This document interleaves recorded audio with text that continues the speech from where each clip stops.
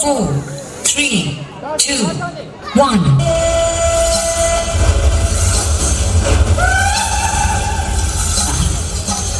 కోకిల అరుస్తుంది. కోకిల కదరా మీ అయ్యా, పోయి తప్పు పో.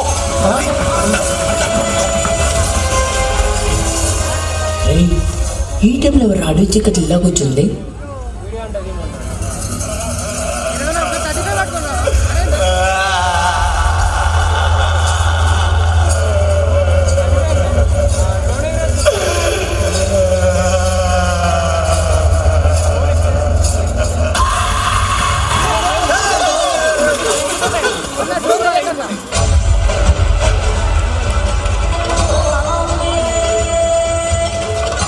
ఆయన ఈ అడవిలో ఒంటరిగా కూర్చొని ఎందుకు ఏడుస్తున్నావు? నీకు ఏమైందిరా? నాకు ఆ వరాహ భూతకొల శక్తి కావాలి. అయ్యో, నా బిడ్డకు ఏదో పిశాచో ఆత్మ పట్టుకుంది. నా బిడ్డని ఇంకా మా పంజర్ల దేవుడే కాపాడాలి. వెలుగు వెలుగులో కంటికి అంతా కనపడుతుంది, కానీ అది వెలుగు కాదు, దర్శనం. గతంలో జరిగింది, తర్వాత జరగబోయేదాన్ని అంతా చూపిస్తుంది ఆ వెలుగు. కనబడుతుందా?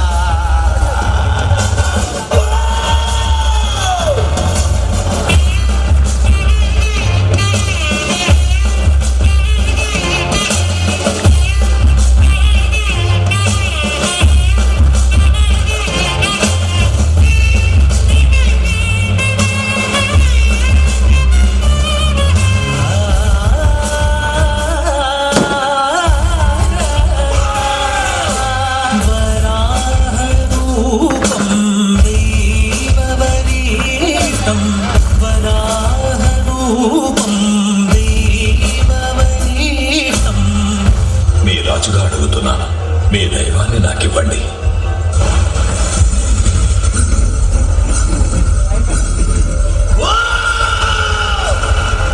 దైవం కావాలా నీకు? పంజుర్ల దైవం కావాలా నీకు?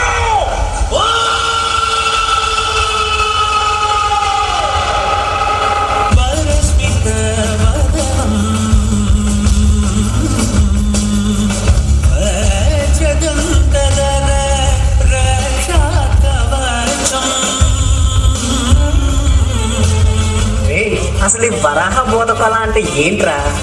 నీకు తెలియదా? అయితే చెప్తా విను. తాను ఎంతగానో ప్రేమించిన పంది చనిపోవడంతో పార్వతీదేవి ఎంతో శోకించింది. ఆ పందిని తిరిగి బ్రతికించమని కోరింది.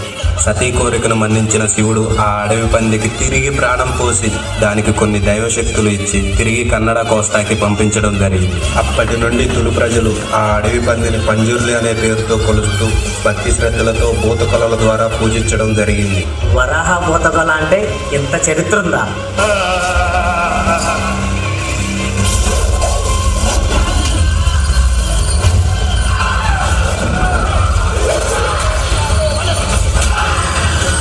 నీకు కావాల్సింది నా శక్తి కాదు, నువ్వు ఒక స్త్రీ.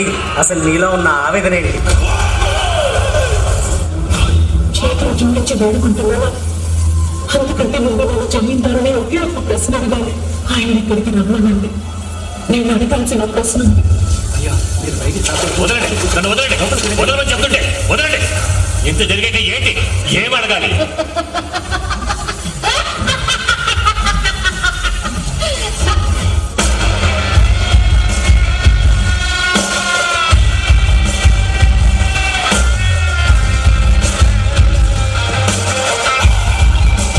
భూతకోల శక్తి కోసం నన్ను నా బిడ్డని బలిస్తావా? నేను చంపడానికే ప్రేతాత్మనే తిరిగి వచ్చా.